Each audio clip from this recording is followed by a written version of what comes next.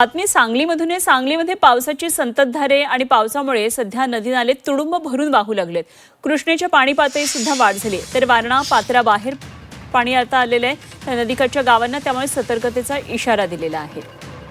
दोन्ही नद्यांच्या पाणी पातळी कशी नेमकी झाली या दृश्यांमध्ये आपल्याला पाहायला मिळते। कृष्णेच्या पाणी पातळीत सुद्धा मोठ्या प्रमाणात वाढ झाली आहे। सांगलीत पावसाची संततधार आहे, त्यामुळे सांगली जिल्ह्यातल्या नद्या सध्या दुथडी भरून वाहू लागलेल्या आहेत। वारणा नदीची सुद्धा अशी स्थिती आहे। दोन्ही नद्यांच्या पाणी पातळीत वाढ झाली आहे। आढावा घेतला आमचे प्रतिनिधी सरफराज सनदी यांनी। सांगली जिल्ह्यामध्ये पावसाची संततधार कायम आहे, त्यामुळे वारणा आणि कृष्णा नदीचे पात्र जे आहेत ते आता बाहेर पडल्याचं चित्र पाहायला मिळतंय। आपण सध्या आहोत हरिपूर या ठिकाणच्या संगमावर। कृष्णा नदी आणि वारणा नदीचा हा संगम आहे। या ठिकाणी आता आपण पाहू शकता की कृष्णा आणि वारणा नदीचं जे पात्र आहे ते या ठिकाणी एकत्र आल्याचं चित्र पाहायला मिळतंय।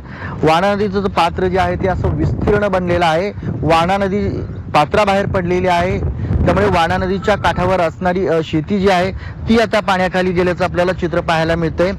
वारणा नदीच्या वरील असणारे छोटे मोठे बंधारे वाळवा आणि शिराळा तालुक्यातील ते पाण्याखाली गेलेले आहेत। वारणा नदीचं जे पात्र आहे ते आता विस्तीर्ण बनल्याचं चित्र वारणा नदीकाठी पाहायला मिळतंय। चांदोली धरण पाणलोट क्षेत्रामध्ये पावसाची संततधार सुरूच आहे, त्यामुळे वारणा नदीच्या पाणी पातळीत वाढ झालेली आहे। चांदोली धरणाच्या पाणी पातळीत देखील प्रचंड वाढ झालेली आहे आणि दुसऱ्या बाजूला कृष्णा नदीच्या पाणी पातळीत देखील वाढ जी आहे ती सुरूच आहे। काही दिवसांपूर्वी कृष्णा नदी ही कोरडी ठाक पडली होती, मात्र आता कृष्णा नदी देखील दुथडी भरून वाहू लागलेली आहे।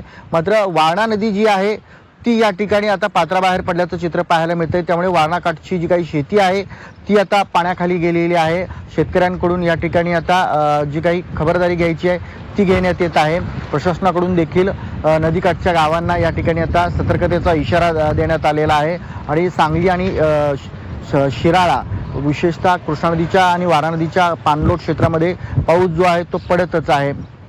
त्यापासून सुजित सह सरफराज सनदी, झी 24 तास सांगली।